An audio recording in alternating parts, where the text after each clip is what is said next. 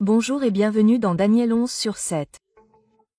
Jusqu'ici dans cette série, nous avons vu que la guerre entre le roi du Nord et le roi du Sud au temps de la fin est une guerre entre le romanisme et le sécularisme et que le roi du Nord finira par gagner cette guerre avec la mise en œuvre de la marque de la bête. Plus précisément, nous avons vu dans Daniel 11h40 que la papauté aura la puissance militaire et économique nécessaire pour prendre le contrôle du monde entier. Et cela était représenté par des chars, des cavaliers et des navires. Au verset 41, nous avons vu qu'une attaque sera menée contre le pays glorieux que nous avons identifié comme le peuple qui garde les 10 commandements de Dieu et qui a le témoignage de Jésus, un corps que je crois être l'Église adventiste du 7e jour. Nous avons également vu que de nombreux membres d'autres religions dans les églises catholiques et protestantes échapperont à l'influence de la papauté. Et ces fidèles étaient représentés par les parents des enfants d'Israël, à savoir Édom, Moab et Ammon. Même les athées n'échapperont pas à la réforme du pouvoir politico-religieux qui surgira à la fin des temps pour supprimer la liberté de conscience. Cela se fera par des signes et des prodiges qui captiveront le monde entier et tromperont tous les habitants de la terre. Comme le dit Daniel 11h42, le pays d'Égypte, qui représente l'athéisme et la laïcité, n'y échappera pas. Et maintenant, nous arrivons à Daniel 11h43 où nous voyons ce qui se passera lorsque la papauté retrouvera son influence. Lisons donc ce verset pour savoir exactement ce qui va se passer.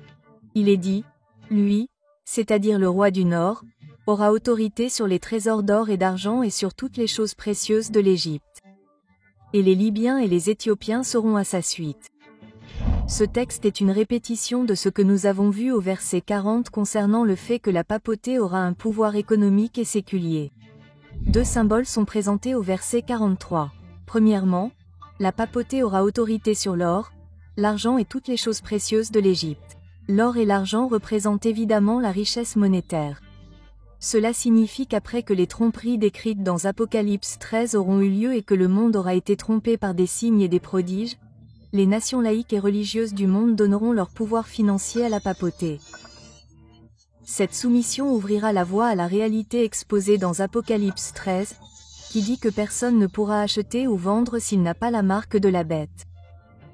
Et évidemment, pour imposer quelque chose comme cela, il faudrait un contrôle économique. D'où le roi de l'Égypte. Le Nord aura le pouvoir sur les trésors d'or, d'argent et de toutes les choses précieuses de l'Égypte, les puissances séculières. Deuxièmement, il est dit que les Libyens et les Éthiopiens seront à ses pas. Lorsque certains chrétiens lisent ce texte, leur esprit est immédiatement dirigé vers les nations littérales de notre monde d'aujourd'hui. Et certains s'attendent à ce que les nations actuelles de Libye et d'Éthiopie aient quelque chose à voir avec cette prophétie. Mais ce n'est tout simplement pas le cas.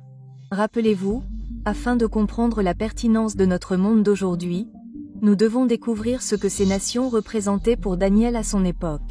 La réponse à cette question se trouve dans Jérémie 46/9. Il est dit, « Montez, chevaux, et déchaînez-vous, chars, et que les hommes forts sortent, les Éthiopiens, les Libyens qui manient le bouclier, et les Lydiens qui manient et bandent l'arc. » Dans ce verset, nous voyons une référence aux chevaux et aux chars, ce qui est exactement ce que nous trouvons dans Daniel 11h40. Comme d'habitude, je ne peux pas m'en empêcher. Alors, laissez-moi vous donner un autre texte pour vous aider à clarifier les choses. Dans 2 Chroniques 16/8, en référence aux guerres du roi de Juda, il est dit, « Les Éthiopiens et les Lubains n'étaient-ils pas une armée nombreuse avec de très nombreux chars et cavaliers? Pourtant, parce que tu t'es appuyé sur l'Éternel, il les a livrés entre tes mains. » Dans ce texte, les Lubains sont utilisés comme un autre nom pour les Libyens. Et en plus de cela, comme nous l'avons déjà vu dans Daniel 11h40, les chars et les cavaliers étaient liés à la conquête du roi du Nord. Cela nous donne une preuve supplémentaire de ce que ces choses signifiaient pour Daniel et nous aide à comprendre ce que cela signifie pour nous aujourd'hui. Alors, sentez-vous un schéma ici? Nous trouvons également quelque chose de très important que je ne veux pas que vous manquiez. Les Éthiopiens, les Libyens et les Lydiens sont appelés les hommes puissants qui manient le bouclier, manient et bandent l'arc, ce qui fait clairement référence à la force militaire. Sur la base de cette compréhension, nous pouvons voir que Daniel 11h43 ne fait que réitérer le fait que le roi du Nord aura le pouvoir sur la puissance militaire séculaire des nations du monde.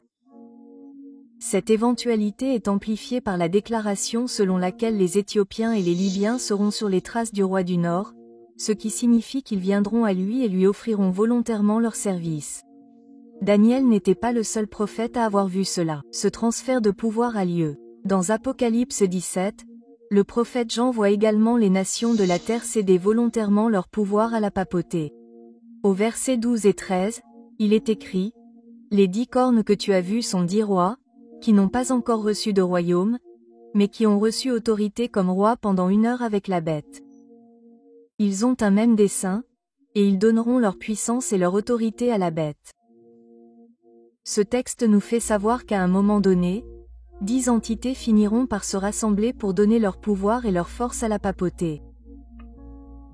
Il est important de noter que, d'après le scénario décrit dans Apocalypse 13/3, qui dit que le monde entier s'émerveillera derrière la bête, ces 10 entités doivent nécessairement représenter la combinaison du pouvoir mondial.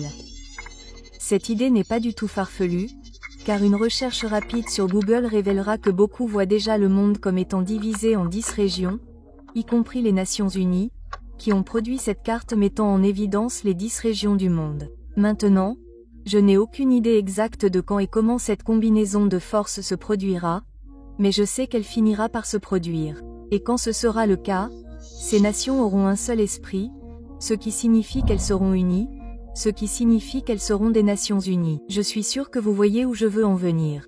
Le monde se rassemblera. Elles donneront leur pouvoir et leur force à la bête, également connue sous le nom de roi du Nord. C'est dans ce sens que le roi du Nord se rassemblera. Il contrôlera les richesses de l'Égypte, et les Éthiopiens et les Libyens seront à ses pieds. Cette réalité sera la dernière tentative de Satan pour contraindre l'humanité à rejeter les commandements de Dieu et à adopter un faux jour de culte. Et il y a un groupe de personnes qui se dressera sur son chemin. Ceux qui gardent les commandements de Dieu et ont le témoignage de Jésus.